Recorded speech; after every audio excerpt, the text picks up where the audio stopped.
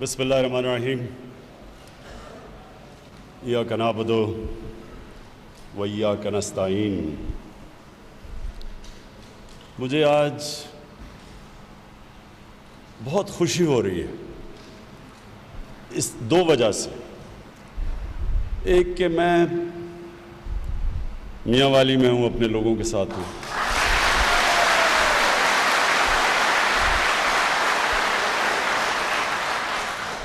لیکن دوسری خوشی وہ اس لیے کہ میں 24 سال پہلے خٹک کا علاقہ، اس سارے علاقے میں پھرتا رہا ہوں اور مجھے پوری طرح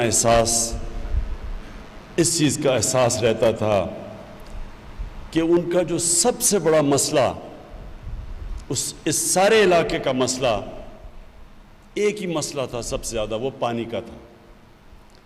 تو آج جو انشاءاللہ یہ 3.25 ارب روپے کی ہم نے جو اسکیم اناؤنس کی ہے، جس میں سے سوائے دو یونین کاؤنسل ساری اس علاقے کی یونین کاؤنسلز کو انشاءاللہ پانی ملے گا۔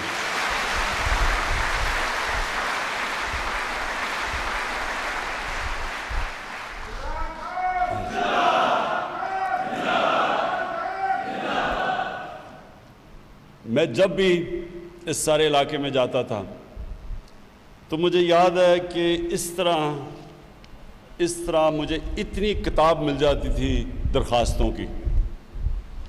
زیادہ تر درخواستیں پانی کی ہوتی تھی، اور اس کے بعد تھانے کی کہ جی FIR کٹ گئی، جی تھانے میں مخالف نے غلط کیس کر دیا، ایک وہ ہوتی تھی، اور پھر اسکولوں کی۔ اور اس علاقے میں مسئلہ بہت بڑا تھا کہ لڑکیوں کے اسکول میں ٹیچرز ہی نہیں تھی،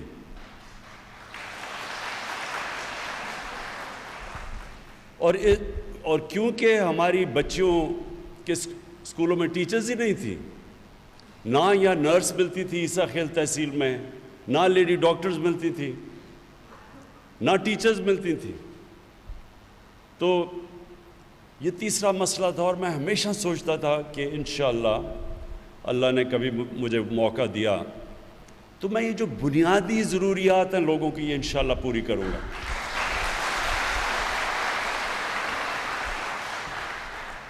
تو پہلی تو آج اب یہ اسکیم شروع ہو جائے گی پانی کی۔ میں نے پوری کمشنر صاحبہ نے اور ڈپٹی کمشنر، اور میں بڑے زبردست مجھے خوشی ہوئی یہاں دیکھ کے کہ آپ کے جو ڈپٹی کمشنر بھی، اس میں بھی جذبہ جنون نظر آیا، اور کمشنر صاحبہ آپ نے بھی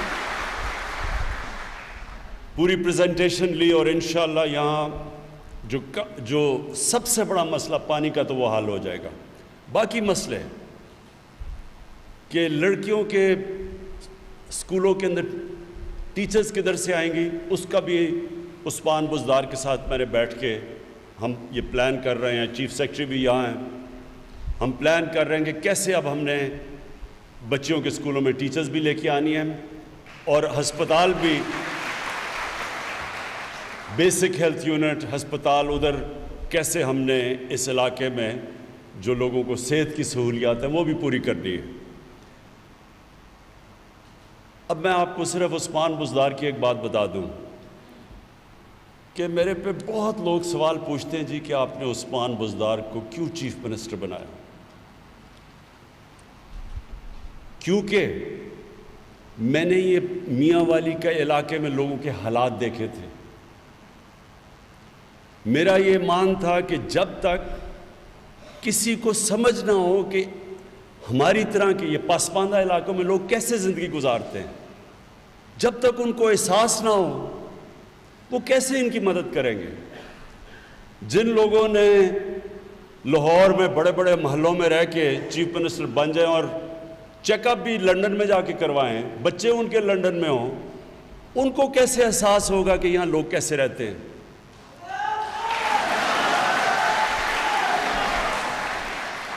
کیونکہ اس وقت پنجاب کا جو سب سے پسماندہ ضلع ہے وہ ڈی جی خان کا جو ضلع ہے.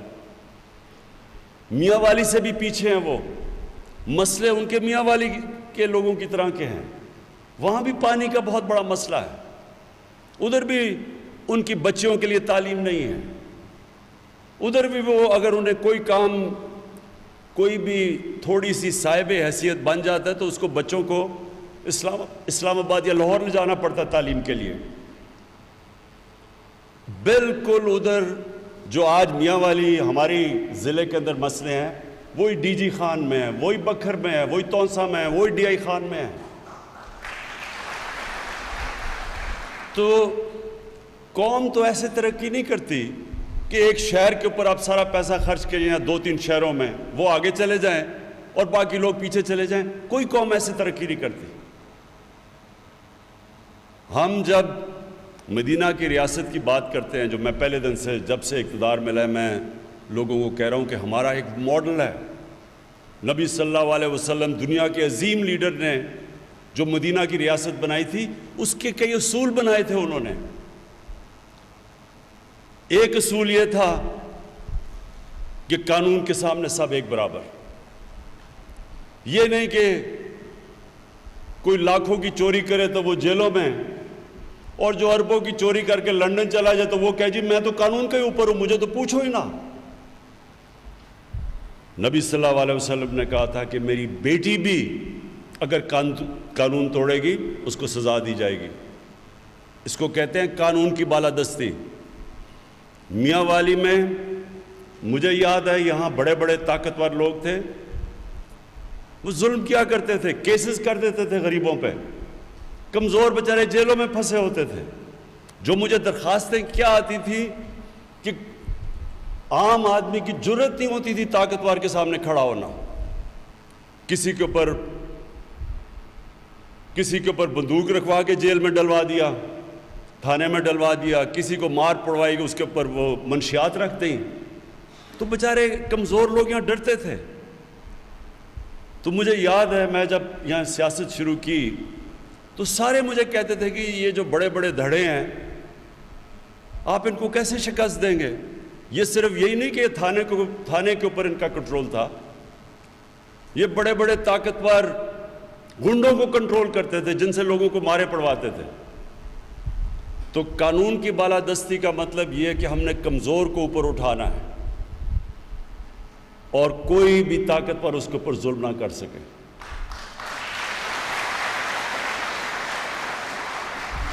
اور انشاءاللہ میاں والی میں آئی جی صاحب یہاں آئے ہوئے ہیں، آپ نے مسلسل نظر رکھنی ہے. ایس پی صاحب یہاں بیٹھے ہیں، آپ نے نظر رکھنی ہے اپنے تھانوں کے اوپر. وہ جو تھانوں میں ظلم ہوتا رہا ہے آپ نے خاص نظر رکھنی ہے کہ کسی غریب کمزور کے اوپر تھانے میں کسی قسم کا ظلم نہ ہو. حضرت علی رضی اللہ تعالیٰ کا قول ہمیں کبھی نہیں بھولنا چاہیے. انہوں نے کہا کفر کا نظام چل جائے گا لیکن ظلم اور نا انصافی کا نظام اس لیے نہیں چل سکتا کہ اللہ کی برکتیں نہیں آتی اس معاشرے میں جدھر ظلم ہو. یہ جو جن کو ہم کافر کہتے ہیں وہ کیوں وہاں خوشحال ہیں؟ میں ان ملکوں میں گیا ہوا ہوں، اسکینڈینیویا، ڈینمارک، سویڈن، ناروے. آپ وہاں جا کے دیکھیں آپ کو نظر آئے گا انسانیت کا اور انصاف کا نظام. ان دو چیزوں کے اوپر انسانیت اور انصاف کی بنیاد تھی جس پہ مدینہ کی ریاست کھڑی ہوئی تھی. تو ہم نے انشاءاللہ اس ضلع سے شروع کرنا ہے کیونکہ اصل میں دیہاتوں میں سب سے زیادہ مسئلہ ہے لوگوں کو. یہ جو تھانے کچہری کی سیاستی، یہ کیا تھی تھانے کچہری اور پٹواری کی سیاست کہ ان سرکار کے لوگوں کے ذریعے لوگوں کے اوپر ایک خوف طاری کیا جائے تاکہ وہ ووٹ دیں انہی بڑے بڑے لوگوں کو. میں یہ چاہتا ہوں آپ آزاد ہوں، ایک آزاد قوم بنے، کسی کا آپ کو خوف نہ ہو، جو جرم کرے اس کو سزا ملے، چاہے وہ طاقتور ہے چاہے وہ کمزور ہو، اور جو محنت کرے اس کو اس محنت کا پھل ملے۔ ہمارا انشاءاللہ یہ جو کوشش ہے پوری اس پاکستان کے لیے، لیکن یہ کمزور علاقے جس میں میاں والی اور ڈی جی خان جو چیف منسٹر کا ضلع ہے جو پیچھے رہ چکے ہیں، سب سے پیچھے رہ گئے ہیں، اس کے آگے اور بھی یہ جو راجن پور وہ بھی پیچھے رہ گیا ہے، وہاں بھی برا حال ہے۔ میری ساری کوشش یہ ہے کہ ہم پہلے ان علاقوں کو اوپر اٹھائیں، ان کی مدد کریں، ان کے سکول ٹھیک کریں، وہاں ہسپتال ٹھیک کریں۔ اب مسئلہ یہ ہے ڈاکٹر نہیں آتے یہاں، اب وہاں سے کہیں جی ڈاکٹر میاں والی میں ہسپتالوں میں چاہیے، وہ آتے نہیں ہیں۔ اب میں نے ان کو کہا ہم نے نیا ایک سسٹم بنانا ہے کہ یہاں کے ہسپتال خود اشتہارات دے کے اپنے ڈاکٹرز کو بھرتی کریں، بجائے یہ کہ وہ انتظار کریں کہ پنجاب سے آئیں گے۔ جس طرح یہاں یہ سارا اوپر خٹک بیلٹ پہ بچیوں کے سکول میں ٹیچرز ہی نہیں تھی، لیکن دوسری طرف کرک میں سارے سکولوں میں ٹیچرز تھی، تو کیوں نہیں یہاں سے ادھر کرک سے ٹیچرز لے لیں؟ لیکن سسٹم ایسے بنا ہوا تھا کہ نہیں جی وہ لاہور سے فیصلہ ہونا ہے کہ ٹیچر آئے گی یا نہیں آئے گی۔ تو ایک نیا نظام لے کے آئیں گے تاکہ ایسے علاقوں کے اندر ہمارے سکولوں میں ٹیچرز بھی ہوں، ہسپتالوں میں ڈاکٹرز بھی ہوں، اور ہماری جو پولیس ہو وہ کمزور کی حفاظت کرے۔ پانی کا یہ شروعات ہے انشاءاللہ سارے علاقے کے اندر، یہ پانی کے اوپر ہم نے سب سے زیادہ زور دینا ہے، اس لیے کہ وہ بنیادی ضروریات ہیں لوگوں کی۔ اس کے بعد یہ جو کیڈٹ کالج بنا ہے اس کو ہم نے اب، یہ ببلی خان کہہ رہے تھے کہ اس کو اپ گریڈ کریں، اس کو پوری ہم اس کو فنڈنگ کریں گے، اس لیے کہ میں چاہتا ہوں کہ سارے علاقے کے لوگوں کے لیے کوالٹی ایجوکیشن ملے، کیونکہ جب آپ کو سکول، آپ کو پتہ ہوگا کہ یہ جب اس کے بعد میں جا رہا ہوں نمل ایک انٹرنیشنل سٹینڈرڈ کی یونیورسٹی ہے، تو یہاں سے جو لوگوں کو جانا پڑتا تھا لاہور اور تعلیم لینے کے لیے اگر یونیورسٹی ایجوکیشن، اب آپ کے اپنے ضلع میں وہ یونیورسٹی نہیں، وہ نالج سٹی بن رہی ہے، وہ پورا شہر بن رہا ہے، اس میں مختلف قسم کے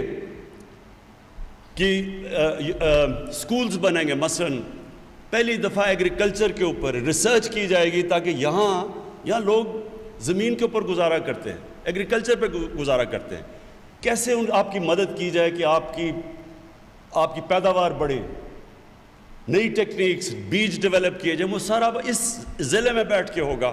وہ بلکہ آپ کی نمل یونیورسٹی صرف یا میاں والی کی نہیں مدد کرے گی، وہ سارا پاکستان کے لیے اب انشاءاللہ ریسرچ کرے گی، مدد کرے گی، کیونکہ قومیں تو صرف آگے بڑھتی تعلیم کی وجہ سے، جس کو کہتے ہیں نالج اکانومی۔ ہم اپنی کپاس بیچیں، کپڑا بیچیں، اس سے قوم نہیں آگے بڑھتی، امیر نہیں ہوتی۔ امیر ہوتی ہے جب آپ لوگوں کے اوپر انویسٹ کرتے ہیں، نالج اکانومی جیسے کہتے ہیں، لوگوں کو اعلیٰ تعلیم دیتے ہیں، ریسرچ کرتے ہیں، اس سے قوم اوپر جاتی ہے۔ اور یہاں کے جو ابھی ہم نے نمل یونیورسٹی میں دیکھا، یہاں میاں والی کے بچے جو نمل یونیورسٹی میں پڑھے ہیں، اس کی ڈگری بریڈفورڈ کی یونیورسٹی کی، انگلینڈ کی ڈگری ہے، یہاں سے بیٹھ کے بچوں نے فرسٹ ڈویژنز لی ہیں بریڈفورڈ یونیورسٹی کی۔ سوچیے کتنا ٹیلنٹ ہے، اللہ نے کتنی صلاحیت دی ہے۔ تو میں آپ سے آخر میں یہ بات کہنا چاہتا ہوں کہ آپ نے، میاں والی کے لوگوں نے، جب کوئی بھی میرے ساتھ نہیں تھا تو میاں والی کے لوگ میرے ساتھ ہیں۔ جب